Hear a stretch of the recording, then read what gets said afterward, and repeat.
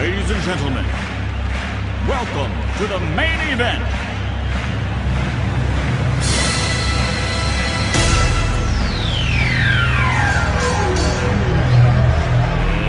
Let's get ready to rumble!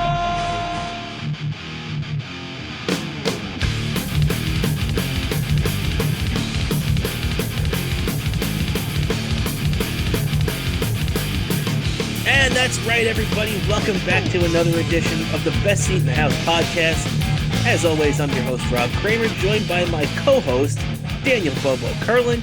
And Dan, how you doing today, buddy?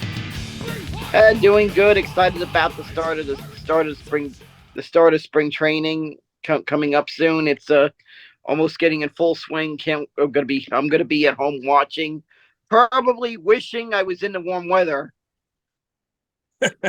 Yeah, you're definitely right about that, man. It looks like a little freeze coming this weekend. We've been lucky so far this winter, but yeah, the temperature is definitely going to drop. So definitely going to be thinking some sunny weather is going to be a nice change of scenery, even if it's on TV, right? Yeah, exactly. And hopefully that freezes something more than just a freeze. Or I get scared with the snow. Yeah. I get Especially with, we've dodged a couple of bullets this year so far, so let's just hope that it keeps up, right? I could just be sure though that this winter I did not need to make a second trip to purchase a bag of salt. I think this bag of salt we have ready to go will be ready. There'll be enough there'll be enough salt for next winter at this rate. Exactly. Let's just hope that bag sticks around for a while. Oh, man. And hey, Dan, you mentioned the race this weekend, right?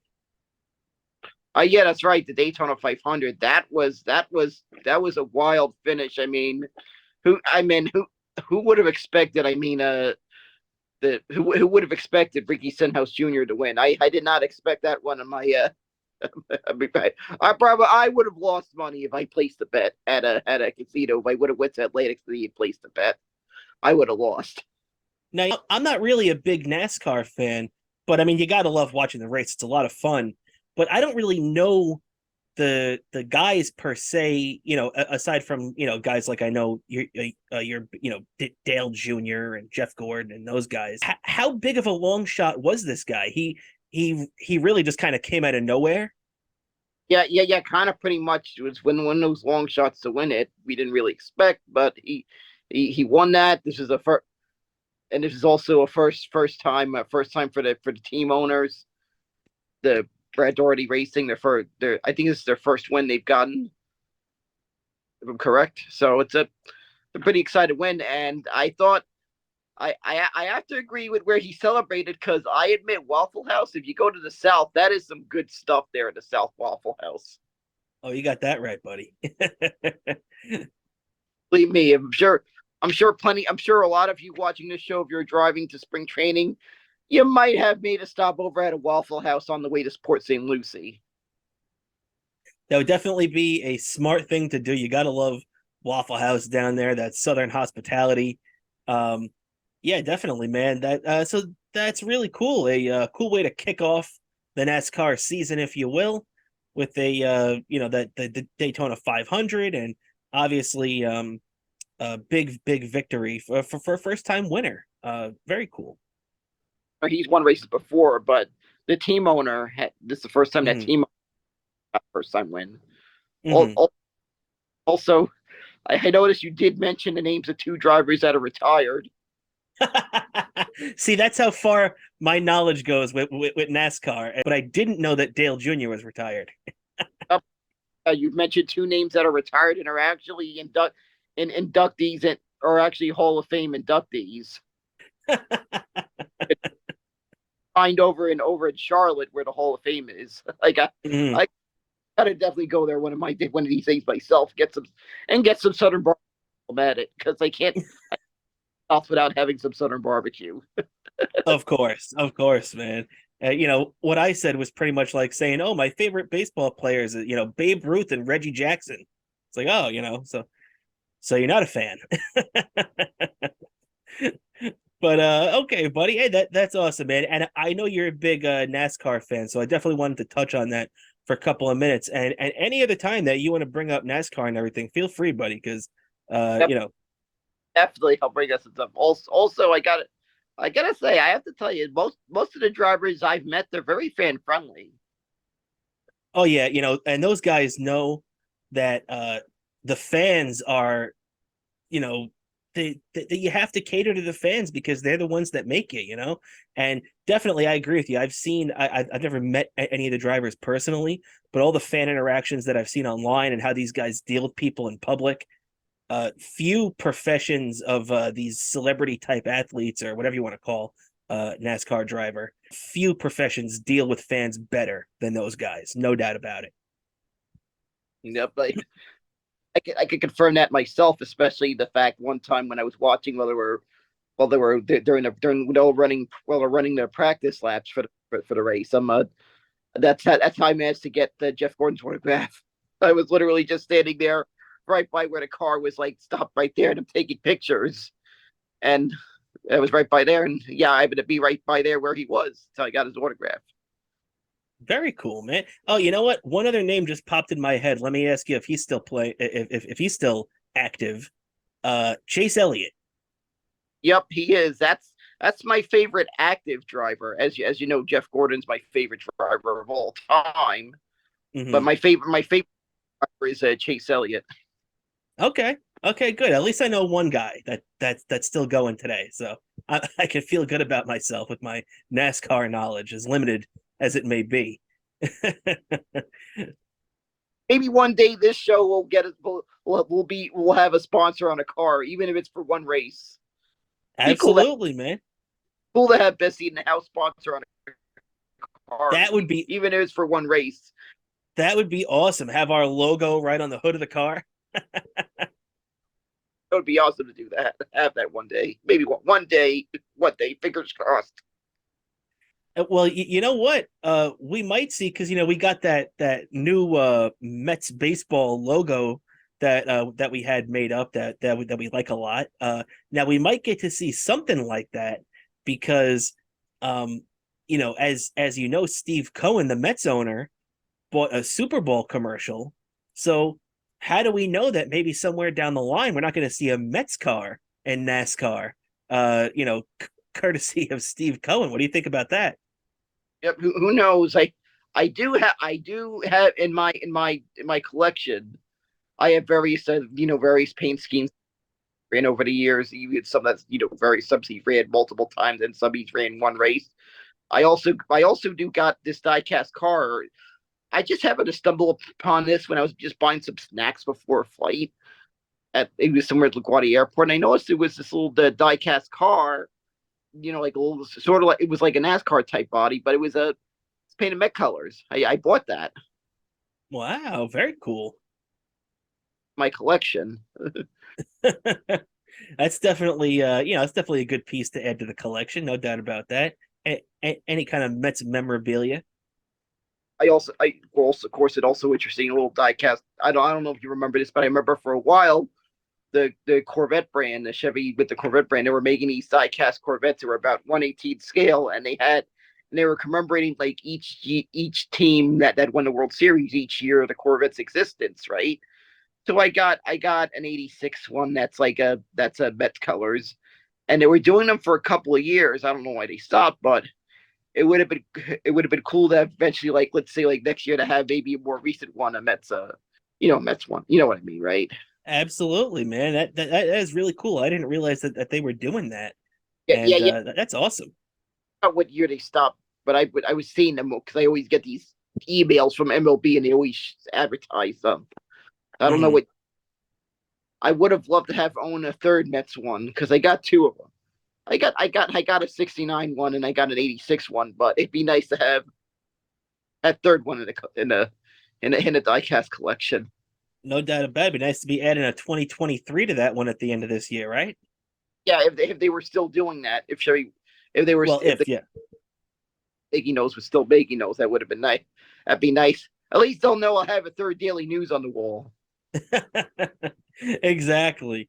Exactly, man. And you know what? Maybe at the end of this year, or at the end of a couple of months, we'll be having papers on the wall for our New York Rangers because they're coming up to the trade deadline, which I believe is March 3rd. And they just made another real, not a big time splash like we were talking about a couple of weeks ago when they got Vladimir Tarasenko, but they got a really big key role player in reacquiring Tyler Motte. They got him from the Ottawa Senators this year.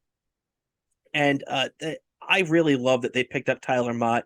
Unfortunately, the cap didn't work out where they could bring him back in the offseason, but everything worked out that they were able to trade for him now, get him back in the mix, and put him on that fourth line. And unfortunately, they had to give up on Julien Gauthier, and they traded him, which stinks because he's a kid with some nice skill. But now he'll go to Ottawa, get some more minutes, and the Rangers will have a little bit more snarl on that fourth line. So as a Ranger fan who watched that whole playoff run that Mott was a pretty big part of last year, you had to be real happy with us seeing him brought back into the team, right? Oh yeah, definitely. I'm excited. I'm excited about that. I mean, the nice little pickup move, a little small move, but might be a very key move come down the stretch run and during the playoffs. Yeah, no doubt about it, man. See, that's the thing that I love that Chris Drury really paid attention to last year with the acquisition of Justin Braun and adding him on that third defensive pair. The acquisition last year of Tyler Motte was really big too. Everybody pay attention to picking up Cop and some of the higher end scoring for like Frank Vetrano that they added to the top the first couple of lines, but the bottom of that lineup for the Rangers really was kind of out of whack. They have Lysergin, however you say his name, as the center right now, and he really doesn't fit in. You have Goodrow on that fourth line, and he's great for his role. You have Tyler Motte on that line, and he's great in that role. They're probably going to have to make one more addition. I could definitely see them picking up a center that can win faceoffs or something like that. Or also, too, believe it or not, man, they are talking about the Rangers possibly still being able to trade for Patrick Kane. Have you been listening to any of this? Because a lot of Ranger fans wouldn't think that it made sense because they wouldn't have the cap room, but apparently it's possible. Yeah, apparently it's possible. I didn't expect that this was going to happen, but if that happens, that is going to be huge. I mean, you've really brought a real game changer. His experience, I mean, 2 Stanley Cups. I mean, he was part of a little dynasty there with the Blackhawks. No doubt about it, man. And the thing too that I would really just love about that Patrick Kane trade, because obviously it's a lot like Tarasenko, where he's not having a big season. Right now he just had a hat trick the other night, but he only has 14 goals in the season. This is a guy who scored 30 plus goals plenty of times. Same thing with Tarasenko. He's only got 12 goals right now. This is a guy that scores 30 routinely. So they've had kind of up and down seasons, dealing with injuries here and there, nagging things. But, I really think that if you add Patrick Kane to this team, the balance on this team is out of control.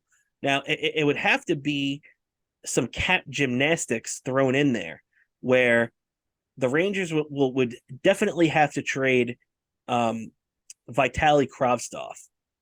Now, what do you think about that, Dan? It really, really sucks that Kravtsov, the Rangers really haven't been able to get anything out of him. This was a guy who was picked number 9 overall in the draft in 2018, and he's just he really has done nothing. I think he really hurt himself when he sat out a year or two ago and just stayed in Russia all year. I think that really hurt his development, and now he's here in the U.S. and he's just not the dynamic player that you need from a top 10 overall pick, right? Yeah, I really feel that this one maybe it's probably a trade that probably needs to be made. Fortunately, hasn't really lived up to it. All those decisions, couldn't make up his mind whether he wanted to be here or not. Really screwed him up. Yeah. Yeah, it's unfortunate, man. And when you look back at the Rangers during this rebuild, obviously we lucked out and got Lafreniere and got Kako, who, okay, you can still make the case that they might not be producing at a rate that you would want from a number 1 and 2 overall pick, but Lafreniere and Kako are very good players who contribute to this Rangers team at a high level. I definitely like both those players, no doubt about it. I have no complaints about them, and I just want to continue to see them grow. But Vitaly Kravtsov, and Lias Anderson, Lias Anderson was the 7th overall pick in 2017, and what's it called? And like I said earlier, Vitaly Kravtsov was number 9 overall in 2018. That means back-to-back years the Rangers swung and missed at a top 10 pick. Really stinks. But the thing that really saved the Rangers, though, was going out and trading for Adam Fox, because that kind of made up for some of those bad moves. And then drafting guys like Filipino, who's been great. They picked him 21 the same year that they drafted Lias Anderson.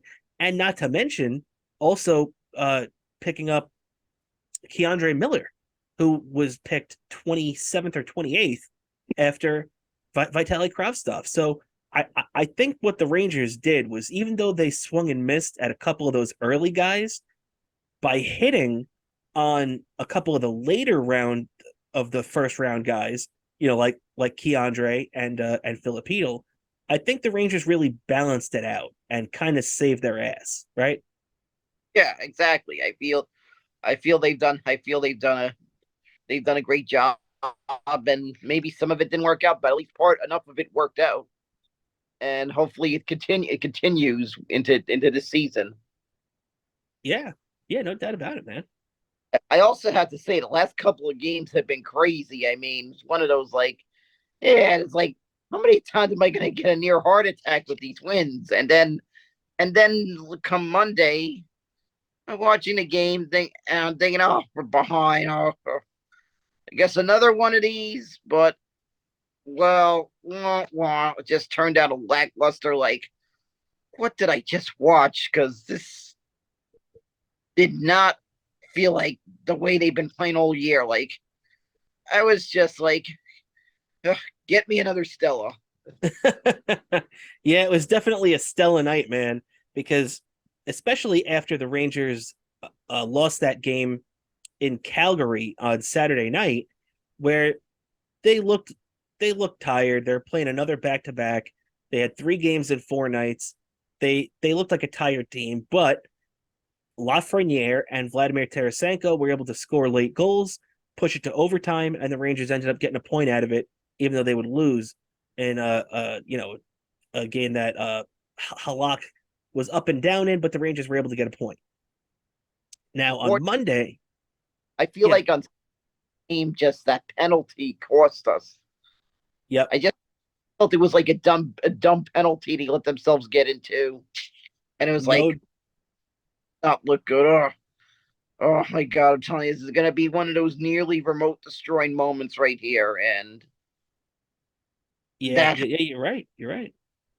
And maybe with Shesterkin in net, and he's been kind of up and down lately too, but maybe with Shesterkin in net, we would have felt a little bit more confident in that overtime on the power play.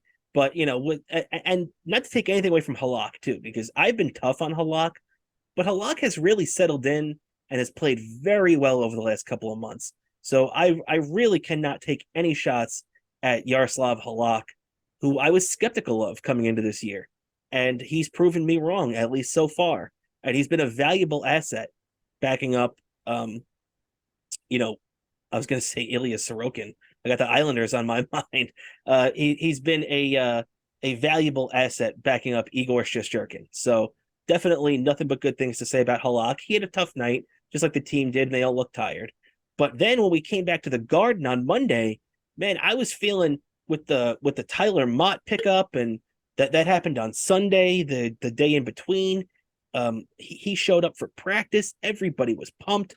There were smiles everywhere. And unfortunately, they came out, and you can't say they laid an egg, because a lot of the times you could say, they kind of slept walk through the game, didn't really look like they were too locked in. The Rangers had 51 shots on goal, 51. But Connor Hellebuck just absolutely stole that game, man. That was one of the best non-Ranger goalie performances that I've seen in a long time. It reminded me of last year when what's his name? The old backup for the Rangers, Oh, Georgiev. yeah, When Georgiev had a 50 save shut. I don't think it was a shutout. I think he allowed one goal, but he had an amazing performance against the Toronto Maple Leafs, and it really reminded me of that because the Rangers were taking point blank shots on the power play.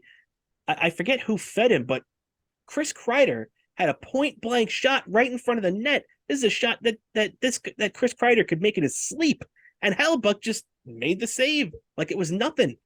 Just an incredible performance, right, Dan?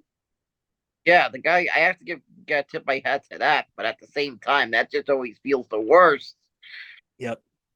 I mean, it's just one of those games that you didn't want to fall behind that too far because it's one of those days where the goalies just felt like they were making saves upside down on their head. Yeah. Yeah, you're right. And when it was 2-0, I still had that, and that's how good the Rangers have been lately. That it was 2-0, and I still had full confidence that the Rangers were going to win that game. I did not think for 1 second they were going to lose that game, which brings us back actually real quick to the game on Friday night in Edmonton when the Rangers went down 4-1 in the first period. And after that first period, it's reported that Gerard Gallant walked into the locker room, you know, still maintaining his stoic uh, personality. He wasn't flying off the handle, and he just looked at his team and said, "We will not lose this game." And what did the Rangers do? They went out, they tied the game over the next two periods, and won it in overtime. One of the more thrilling wins that we've seen for this season, at least, right, Dan? That was an awesome game in Edmonton on Friday. Yeah, that game, I probably woke up the entire block. I feel like I woke up the entire block going nuts watching that game. Like I felt like the entire house could hear whatever noise I was making from my bedroom watching that because there's times I made sit in the living room, but that was one of those games where just watch the game in my bedroom. It's not a big TV as the one in my when in the living room, but it does the job. And that's what I watched it, and I swear my mom could hear the noise from there. Like she knew, like, yep, the Rangers won. Like she just said she knew by the sound by what was coming out of my room. That, that morning, she said to me, "Yeah, Daniel, I could tell by what I was hearing that the Rangers won." Yeah, man, it was such a great win, and the guy that sealed the win was who we were just talking about a minute ago, Alexis Lafreniere, with a really, really sweet shot right between the legs of the goalie. Really awesome job. Lafreniere has been hot lately. Kako's been hot lately. Filipino's been having a great year all year. So really awesome to see that kid line really just developing together, almost at the same rate, kind of. It's really been a great thing to see. Um, Crazy part about that, since it was a Friday, I think I stayed up a little longer. I may have watched a couple of episodes of the the original Night Court after. where did you watch that on? Is it on TV? I have the series on DVD. Oh, okay, okay, okay. It's a classic. Definitely a classic. I haven't seen that show in years. I saw they remade it recently too. Yeah, they did a revival. They did a revival, but I just feel like that revival just feels like it doesn't just feel like it has its steam, especially the fact you only have one character from the original returned. The John Larroquette's character, Dan Felding, is the only guy who returned. And it feels like a watered down version of the character too. The best way to describe it. Yeah, a lot of these revivals kind of have that too. Even, me and you've mentioned Mystery Science Theater 3000 recently, and uh just I saw a couple of the newer ones that they put up on Netflix, and it just doesn't have the same feel the old ones do. Even even the robots, Tom Servo and Crow, just sound different to me. They don't. It doesn't seem like the same characters. Yeah, that there was one episode they had to admit you probably laughed, probably got a good laugh at Avalanche. Yes, yes, that was a good one. Very true. That is my favorite episode of the revival. The two seasons. Actually, they did a third season of the revival recently, but I'm you have to like pay to watch it and stuff. I haven't gotten to see it, but what I've seen, the Avalanche, I've rewatched that episode a couple of times. I thought it was hilarious because I remember seeing this movie once on TV, stumbling upon it on TV, and let's face it, but I've never seen such a slow build up to maybe for the movie you see an avalanche happens like an hour into the movie, and I meant almost an hour, almost so late into the movie the disaster happens. Yeah, I, and it's not like Jaws too. It doesn't have a Jaws buildup where okay, you don't see the shark until an hour into the movie, where it at least makes sense because it's building that tension. It's not the same thing in Avalanche. yeah, it's like all that for Avalanche. So I thought MSD3K had a lot of fun with this one. I'm shocked they waited. They didn't do this one years ago, but they finally did it, and it was a hilarious job. Also, speaking of movies and stuff, the long build up. I wonder if Ang Lee just somehow got some weird statistic idea to have. Yeah, let's maybe. I'm just gonna make a Hulk movie, but I'm gonna wait until maybe almost an hour and 10 minutes before the freak accident happens. Remember that Ang Lee? I was so Yes, before the freak accident happens. you're right. You're right, man. Oh my God. But yeah, so just to wrap up on the Rangers here before we move on, hey, right now as the Rangers sit, they are currently 3 or 4 points behind the Devils for second place. They're still a few points behind Carolina for first place, but Carolina is within reach right now. I believe the Rangers are about 3 or 4 games behind them, with probably 6 or 8 points right around there. It's a possibility that the Rangers can catch it, but right now all likelihood is pointing to a first round playoff matchup between the Rangers and the Devils. Would be the first time that we've met in the playoffs since the 2012 Eastern Conference final that we unfortunately lost in 6 games. Um, what do you think about that, Dan? That would be, I mean, it would be tough series, no doubt about it. But that would be pretty cool to see a Rangers Devils playoff series again, right? Yeah, that'll be a pretty cool series. I wonder if they'll do. I don't know if they'll do anything crazy. I told you the story when I attended, when somehow by luck I ended up with tickets to Game Three. What happened? They decided to. I forgot Delta at the time. Which I think, of course, I think they still do sponsor the Rangers, but they're sponsoring the Rangers. They decided to do some weird thing for fans attending Game Three. They decided to give fans a little ride to Newark, the Prudential Center, in a very unique way. Hop on a plane in LaGuardia Oh that was yeah. air, airport, which might be on record to be the shortest flight I've ever been on. I probably feel like probably if I would have taken a Jersey Transit basis, I could have gotten there quicker. But I decided to take part in this. This was free. You had to apply online or something like that. Since I had tickets, I applied online to do this little trip, and I was on this thing with a bunch of other Ranger fans. And I think from Newark Airport they bust you to the Prudential Center, and then I think on the way back they bust you. The return trip was on a bus somewhere near LaGuardia Airport, and I remember just having a friend of mine pick me up for the return trip to my house from there. But yeah, that was like a weird way to get there. That's a really, really cool idea. Now, I wonder if they're going to be thinking about doing that again for this playoff series, should it happen. Yeah, that happy been interesting doing that, but that had to be I don't know. That was like we. It was like it was like weird thing a short flight like that. That something that I don't think anyone else would ever be doing. But they Definitely not.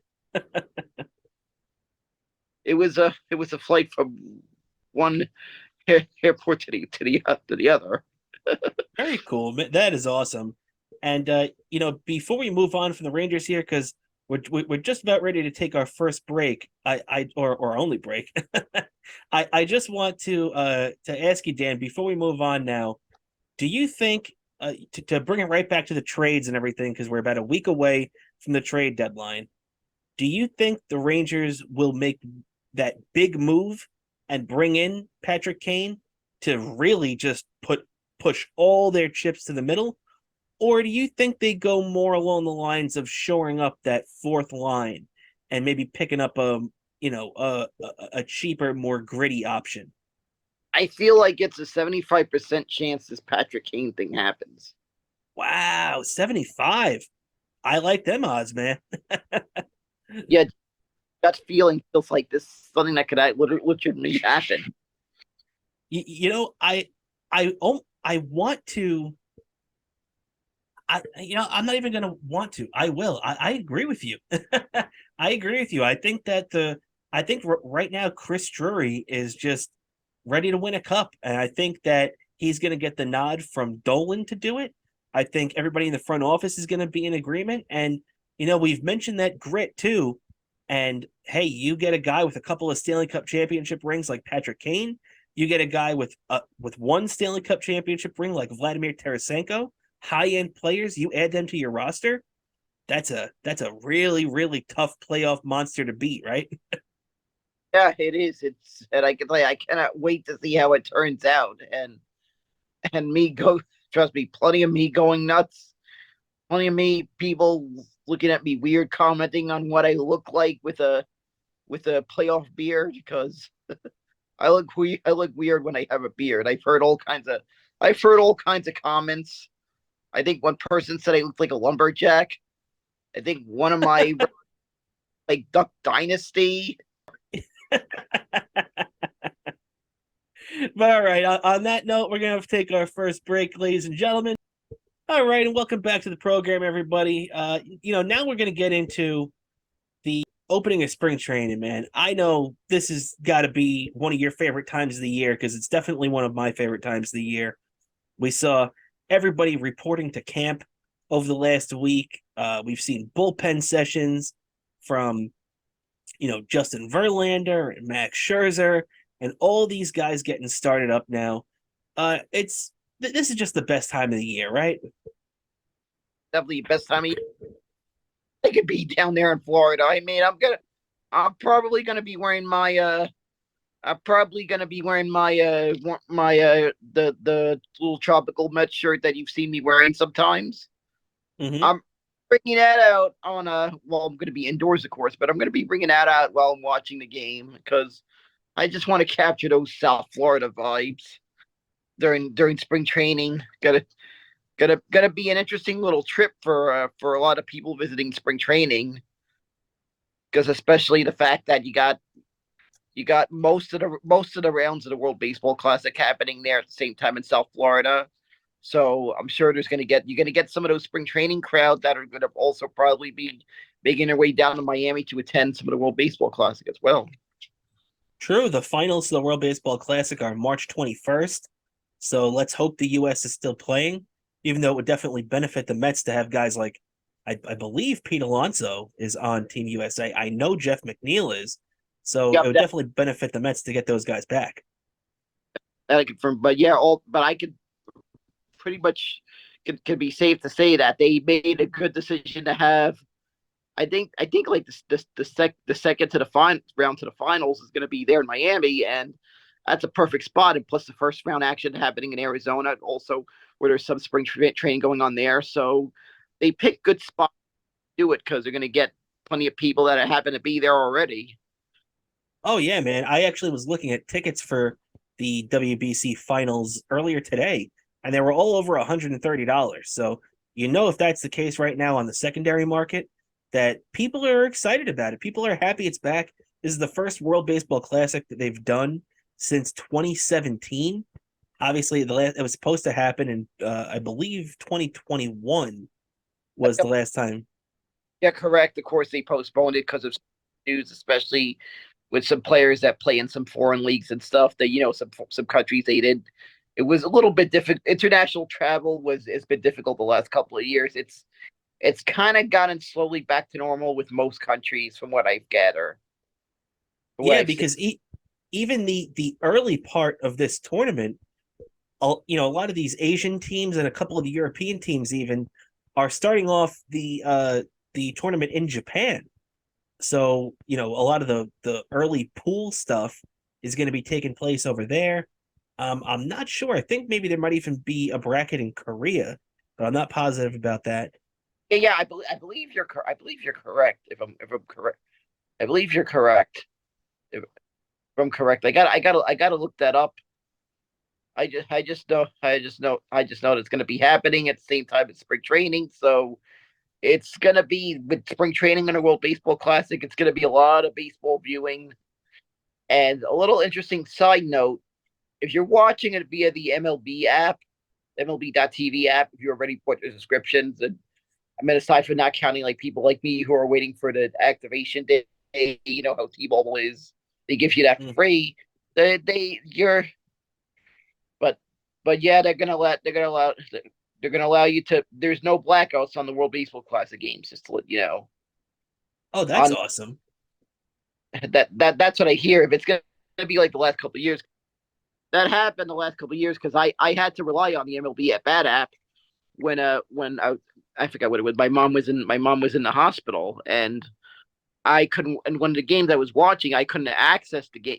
I bet her hospital cable didn't have the MLB network, so we used the MLB the app there, and that's actually how she was watching the tournament while she was in the she was in the hospital because they didn't because the cable there they had SNY, they had MSG, but they didn't have MLB network, so my mom couldn't watch the World Baseball Classic that way, so she used a tablet, but she happened to I think she managed to find out for some reason ESPN Deportes was airing the World Baseball Classic the final, so she didn't have to hold the tablet in her hands the whole time to watch. She was she just watched she watched ESPN Deportes feed, and because my mother she happens to know she knows how to speak Spanish, she was able to understand what the announcers were saying. That's awesome, man. That and it is cool too that Major League Baseball finally figured out, at least partially, this blackout thing for the World Baseball Classic. It's nice that they waived it and everything. Um, because especially for Major League Baseball, what you want as many people to watch it as possible. You don't want to restrict people watching it. So it's a good move they did that. They really should just start moving towards the NFL model. And I know that's kind of tough because the NFL, their programming is worth more money, so they're raking in a lot more money and it makes things much more flexible. But baseball has to work out this blackout crap that they have on this stuff because especially if you have the MLB package and you are a Mets fan, and let's just say for whatever reason, maybe you don't have cable, maybe you're not home, whatever the deal is, you should be able to go on your phone and watch the Mets or the Yankees if you live in New York. And they still haven't figured that out yet. It's ridiculous. It's 2023. I could go on my phone and watch any NFL game that I want, but if I'm paying for the package and I live in New York, I can't watch the Mets or the Yankees. That's ridiculous. Yeah, it's ridiculous. Of course, they got to also sort that out with a couple of other leagues. Also, got to do that. Also on board. But yeah, Yeah, but that baseball is the worst.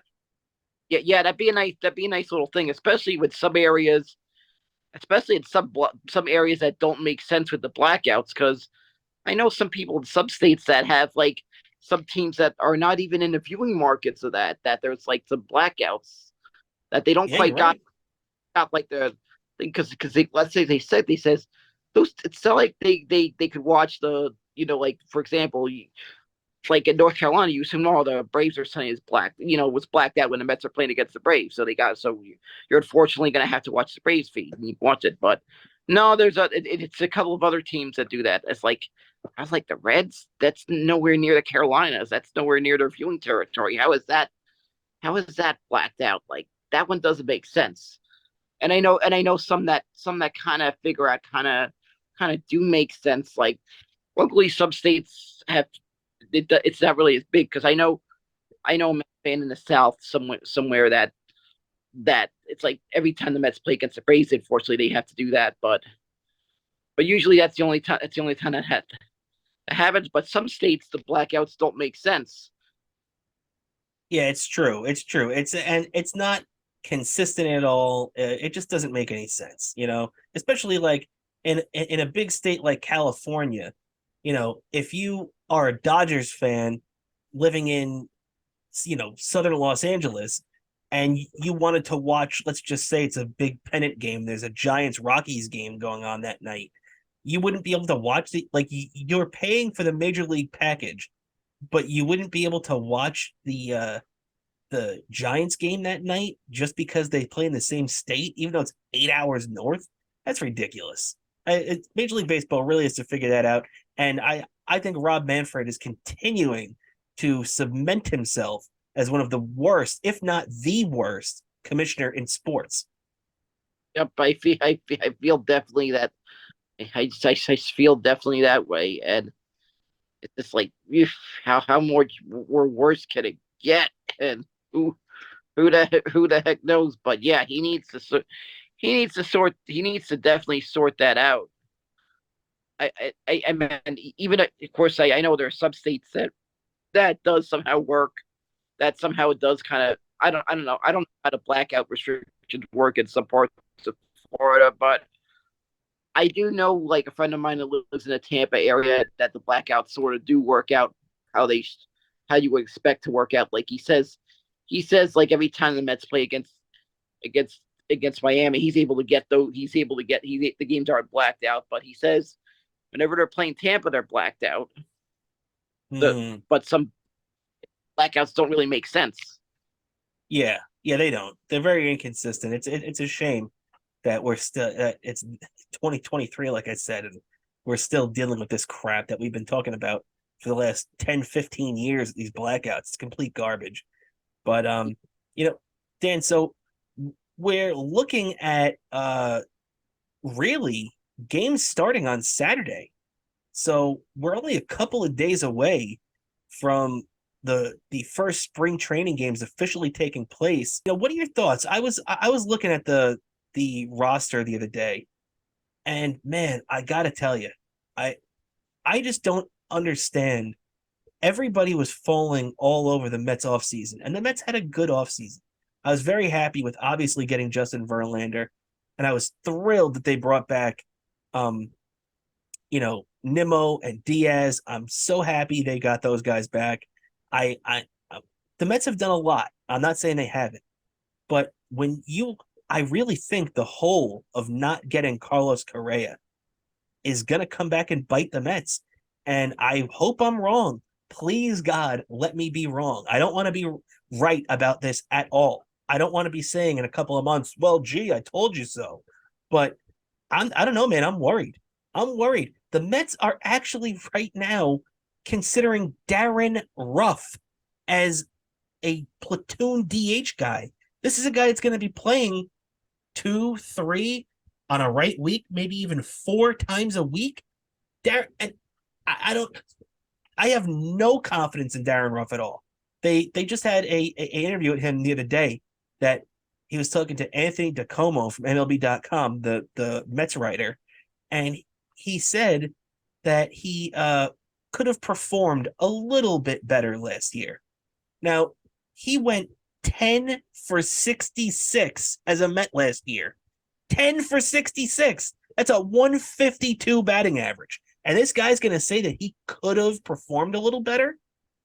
Yeah, this one doesn't really that move just really didn't make sense for the get go during the trading deadline. I just hope the Mets do something during the trading deadline. It looks like. Also, I feel they might be in a position where they need to give Brett Beatty, Alvarez a chance. Even Viennos at DH. We don't know what we have, and I feel these guys they could get a couple enough playing time, especially now during spring training. We didn't really get to see much of them because it was like they didn't have time to like I guess ease into that. But I feel spring training we might really get to see really the what these players are. Oh yeah, and they're going to be given the opportunity. You're definitely right about that. Unfortunately, especially with Darren Ruff being on this team, I really think that Francisco Alvarez is going to start the year in AAA. I think the only way he doesn't is if he has a spring training like Pete Alonso had in 2019, where he made it that the Mets couldn't send him back down to the minor leagues. It would have looked ridiculous. I think that's the only way that that Francisco Alvarez ends up on the major league team to start the year. I I do feel that at some point this year they're going to be forced to bring him up, but I really feel like right now that's not going to be the case to start the season. I think that Billy Epler, and look, I like Billy Epler, but I think that Billy Epler is keeping and Vogelback too. I like Vogelback, but come on, the guy is such a limited player. He can't run when he gets on base. It's I like him a lot, but is he a championship piece? I don't know. Darren Ruff isn't. I can tell you that. Even though he might have been on a championship team at some point, I don't believe so. But either way, at this point in his career, Darren Ruff is not a championship piece for the Mets. I hope I'm wrong. I hope Darren Ruff goes out and hits 450 against lefties this year. But let me ask you this, Dan. Do you think that a rebound is in the works for Ruff this year? Because I don't see it coming. I don't really have high expectations on this guy. Like I just I just can't see that. I just feel the one little thing that's kind of I feel like the one little flaw is DH, and I'm hoping and it does look like we might have a team that can overcome that little flaw, but I'm just hoping we I'm just hoping we hold up until we make that big move. Whether Yeah, it's bringing up one of these prospects we have or bringing in that big move at the trading deadline, and this time don't half-ass it. I feel that's what they need to do to win this year is not half-ass at the trading deadline. yeah. You can't be going and getting these cheap, options that they went out and got last year, like Vogelback and Ruff. You have to go out there and get big guys. Like the Mets have to be in the Otani market. I don't care what they have to give up. Do it. Get him here. You can win a championship if you do it. I know the Angels aren't going to trade him now, but I'm talking about by the trade deadline. But especially, I don't know, man. I can point to a lot of things on this roster that make me uncomfortable, and that's why I don't even know right now if I would pick the Mets to win the division because I don't think the Mets are the best team in the division. Right now, the Mets, you could even make the case, and I still think the Mets are better than the Phillies. But you could make the case that coming into the season, the Mets are the third team in the National League East because the Braves are the defending champions, the Phillies are the defending National League champions, and the Mets are pretty much the same team with just a couple of tweaks. And I can point to the outfield and tell you Starlin Marte just had double groin surgery. I mean, they just revealed that a couple of weeks ago. Nobody knew about it. Now, is he going to be on a right timetable to come back? Is he going to be the same player we saw last year? I don't know. You got to keep your fingers crossed and hope. He's 34 years old, so you don't know. So I'm hoping that Starlin Marte is good. Now, obviously, you feel pretty comfortable with guys like Brandon Nimmo and Francisco Lindor and McNeil and Alonso. But the catching position, what are you going to get out of Omar Navarro? I don't know. Is he going to be average? Maybe. Is he going to be below average? Also, maybe. Tomas Nido, okay, he's a decent backup catcher. Are we going to get a rebound season out of Eduardo Escobar? Because believe it, I couldn't believe it when I heard this too. Billy Epler actually said that Eduardo Escobar had a great season last year. Is he out of his mind? Eduardo Escobar had a terrible season until September. September, he killed it. He had a great September, made his numbers look kind of, passable. But from April until August, Eduardo Escobar stunk. So, and I like Eduardo a lot. He's a good guy. He's a good guy in the clubhouse. But let's be honest here. He stunk for most of the season last year. Are we going to get rebounds out of these guys? What's going on in left field for the Mets? I don't know, man. I'm worried. And I feel like people are clouded by the amount of money the Mets spent in this offseason. We don't even know what we're going to get out of Kodai Senga. We're sitting here acting like he's going to, potentially be an ace, which he could be. But you got to ask the question, is he going to be? What about Jose Quintana? Jose Quintana pitched out of his mind last year, had a ERA under 3. Is he going to do it again?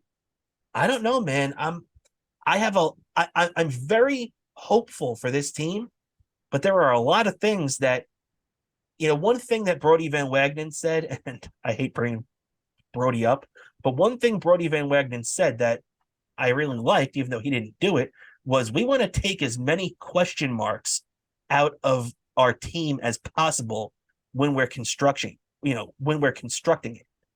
But when you look at this Mets team, there are question marks everywhere, right?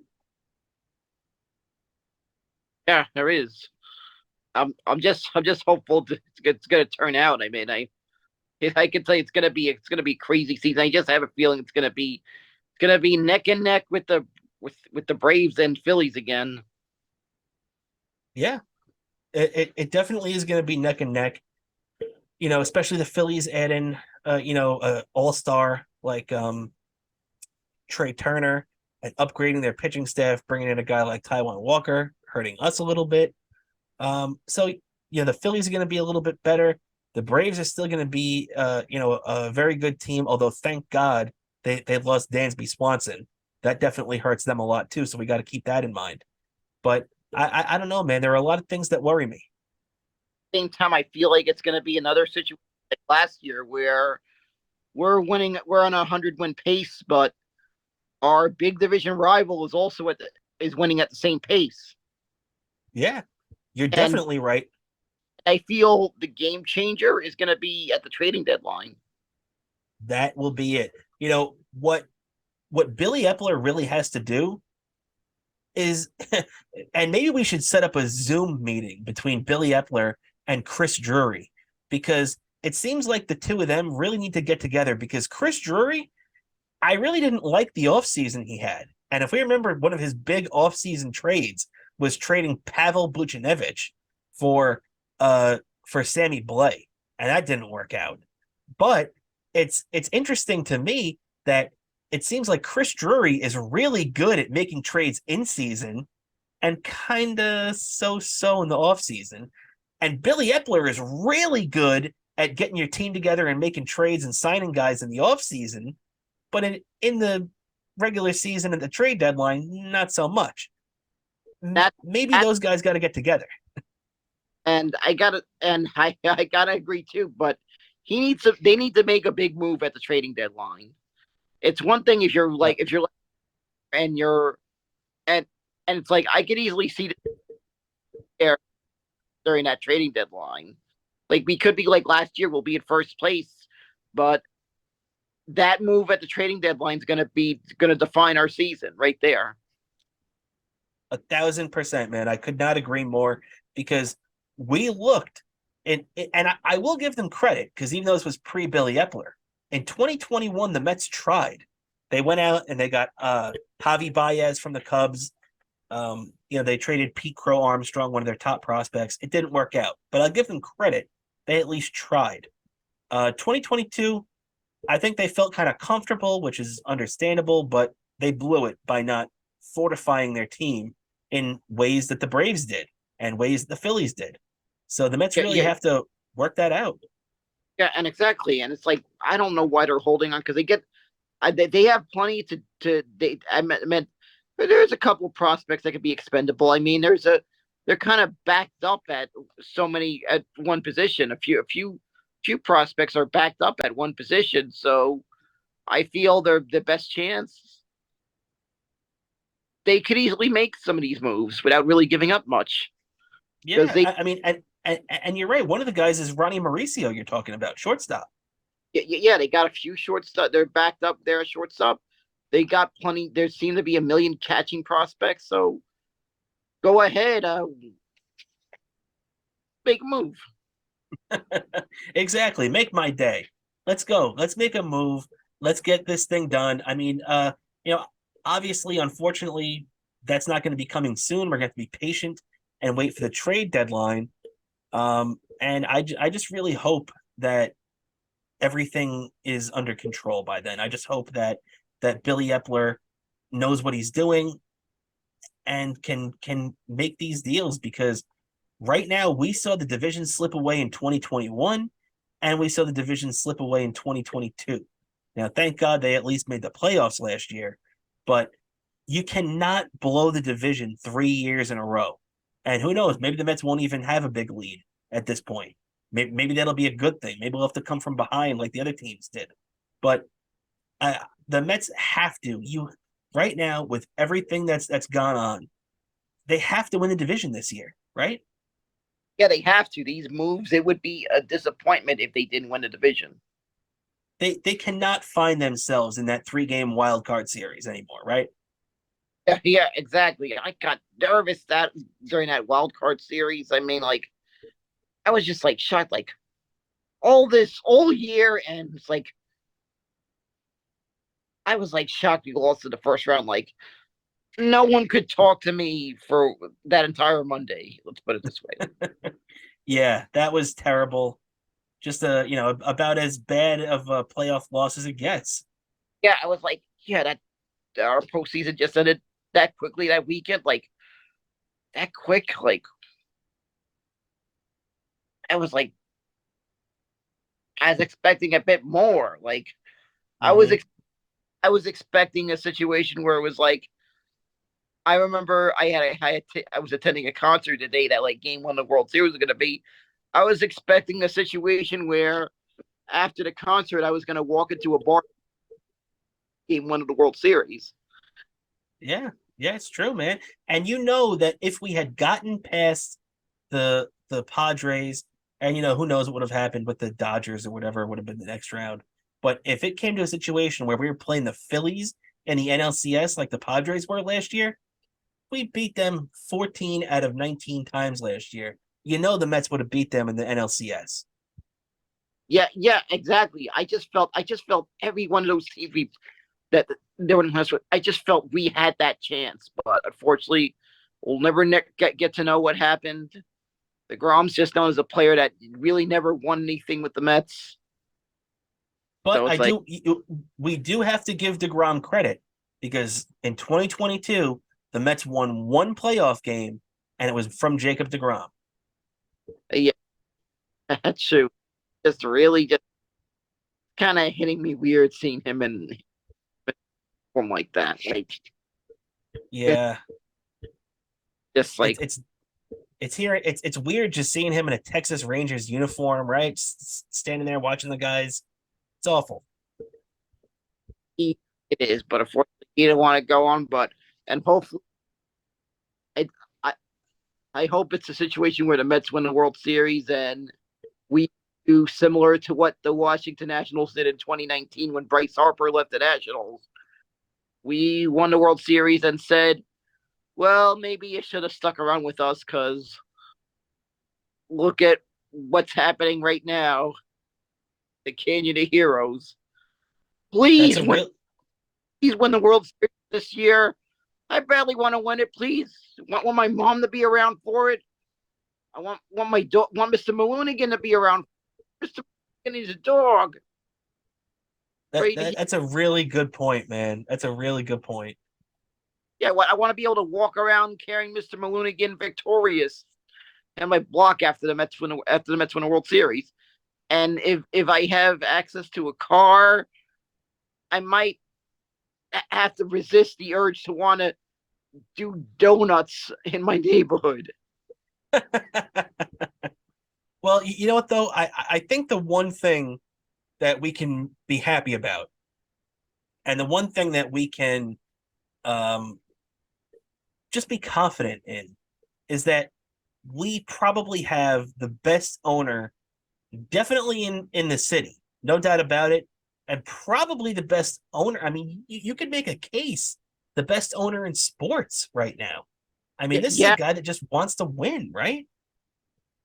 I feel this is a guy that gets what owning a sports team is all about and what handling that responsibility owning a sports team is all about. And I've said it before, and I'm sticking to it. By 2024, we're going to win a World Series. I said this the moment Steve Cohen bought the team. By 2024, we're winning the World Series. I got to tell you, man, I feel very confident with that too. And, we just got to hope that Billy Epler and the Mets front office is able to dictate everything going on and make the right trades, because we know that Steve Cohen's going to give them the resources to do it. So definitely a lot to be happy about there with the Mets. Obviously, look, what I wanted to do here was not crap on the Mets for the last few minutes. What I wanted to do was bring a little perspective to the situation, because I feel like everybody is just focusing on how much money the Mets spent and not realizing that a lot of that money, at least $260 million of that, was spent on two players that the Mets are just bringing back: Edwin Diaz and Brandon Nimmo. So let's not forget that. And the Mets still have a really great team, and I think one way or another, it's going to be a really fun season, right, Dan? Yeah, I just feel like it is, and I just have a feeling it's going to be a fun season. All I have to say, probably we got one of the rare pitchers that somehow knew how to age as a player. I feel like in Verlander know how to age as a player. Yeah, You well, don't you don't and also Dusty Baker would say that he had a new arm with his Tommy John surgery, and it just reminds me of like Henry Rowan-Gardner from Rookie of the Year with his new arm, just going out there and throwing the ball harder than he ever has, type thing. Yep. So let's see how it goes, and I feel this is the team to be excited about. Absolutely, man. And on that note, I think we're just about done for the day here. So, Dan, before we get out of here, you want to give yourself any plugs? Sure, definitely the Bobo 103 NYC on Twitter and Bobo 718 DK on Instagram. Daniel Kurlan on YouTube for all your Bobo content. And that's what I got to say. All right, perfect, buddy. And if you want to follow me, check me out at my last name, Cramer NY, on Twitter. You can check out the show at BSith_podcast, and check us out on Instagram at Best Seat in the House Podcast. And also, before we get out of here, I have one last message to any Jet fan that doesn't want Aaron Rodgers. You don't know what you're talking about. So that met our mentioning Aaron Rodgers' name quota for the week. So just so anybody out there knows. So before we get out of here, one last thing: go to if you like the show. We see that a lot of the people that watch our show too aren't subscribed. So do us a favor and do yourself a favor. Subscribe to our show, like our videos. We really appreciate all the support and everything we've been getting. That Bob Levy episode we did a couple of weeks ago is one of our highest viewed videos that we've ever done. So once again, shout out to the great Reverend Bob Levy. If you get a chance to, check out, he's got a couple of new shows. Check out One on One with Robert Levy on YouTube. If you want to see something that'll just they bring on a guest and then pretty much make that guest hang up on them in 10 minutes. It's hilarious. So if you want a chance to laugh your ass off, check out One on One with Robert Levy. And I had to just get that plug in because it was freaking hilarious. So do yourself a favor and check that out. And what were you going to say, Dan? I agree. I freaking happy watching that. Definitely, man. It's such funny stuff. So do yourself a favor and check that out. Also check out, as always, our great friend Eastside Dave. Check him out on Eastside Dave TV. And check out the Chip Chipperson podcast, also too, which Dan appeared on recently. So all of our friends, support all of them. Support us too. We appreciate it. And yeah, for Robert Cramer and Daniel Bobo Kurlan, this is the Best Seat in the House podcast.